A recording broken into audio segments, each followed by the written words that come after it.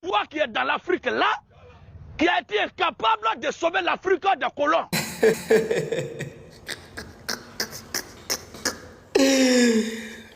Peuple ivoirien,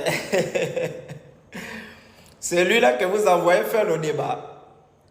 Mais Makosso a raison, c'est-à-dire que sur un plateau, je vais le démystifier. Ça, c'est quel questionnement bête. Dites-lui de prendre les cours sur un débat. Je vais t'anéantir, Gédéon. Peut-être que tu ne le sais pas.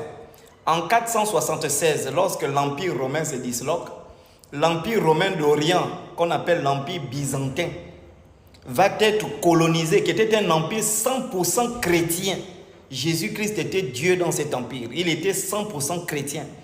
En 1453, l'Empire d'Orient, l'Empire byzantin va être anéanti par les Ottomans. On va les mater malgré la puissance de Dieu, malgré tous les pouvoirs du christianisme qu'ils avaient. On les a matés. Les Ottomans, les musulmans les ont matés. L'Empire byzantin.